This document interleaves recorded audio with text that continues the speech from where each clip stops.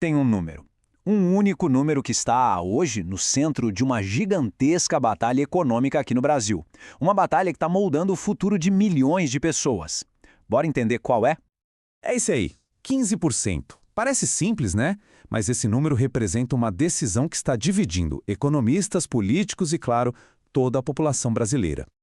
Bom, e o que são esses 15%? É a nossa famosa taxa Selic, a taxa básica de juros da economia. Pensa nela como se fosse o principal botão de controle da economia. O Banco Central usa essa taxa para acelerar ou para frear as coisas.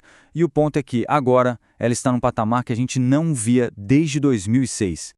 Tudo isso ganhou força com uma decisão super importante lá no dia 10 de dezembro de 2025, uma decisão tomada pelo Comitê de Política Monetária do Banco Central, o famoso Copom. E a decisão foi unânime, todo mundo concordou manter a Selic travada em 15%. E assim, apesar de o mercado financeiro já meio que esperar por isso, o impacto dessa manutenção é gigante para a economia real. Mas a grande pergunta é, por que manter a taxa tão alta?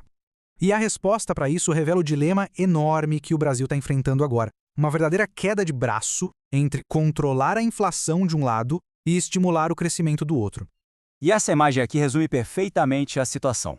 De um lado da balança, o remédio amargo, que são juros altos, parece estar funcionando. A inflação finalmente voltou para dentro da meta. Ponto positivo.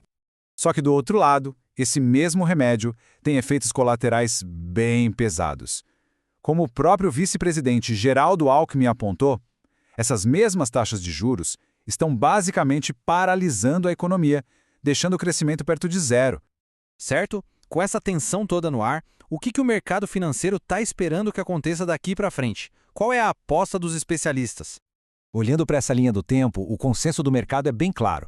O alívio não vem tão cedo, não. A aposta geral é que a taxa vai continuar alta até pelo menos março de 2026. Só aí talvez a gente veja o primeiro corte. E as palavras que mais aparecem nas análises são justamente essas: cautela, vigilância.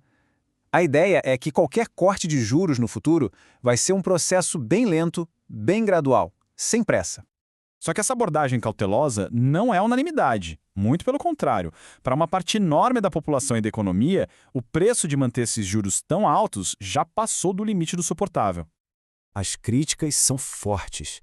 Vozes como a do Sindicato dos Trabalhadores do Sistema Financeiro dizem que o Banco Central está focado demais em uma única meta e acaba ignorando as consequências na vida real. Crédito mais caro, desemprego, empresas fechando. E aqui vem um dos pontos talvez mais chocantes. Quando a gente pega a taxa de juros e desconta a inflação, o que sobra é o que chamam de juro real. E como o gráfico mostra, o do Brasil não é só alto, ele é o maior do planeta. A coisa é tão séria que o economista Joseph Stiglitz, que já ganhou um prêmio Nobel, foi ainda mais direto. Ele chegou a chamar essa política de pena de morte para a economia e disse que fica surpreso de como o Brasil conseguiu sobreviver a isso. Bom, então com essas duas forças tão poderosas e opostas em jogo, de um lado a necessidade de controlar a inflação e do outro o custo brutal disso para a economia, o que os dados indicam sobre o caminho daqui para frente? Essa tabela do relatório Focus nos dá uma pista. As previsões do mercado mostram uma queda bem lenta da Selic, chegando a 9,5% só lá em 2028.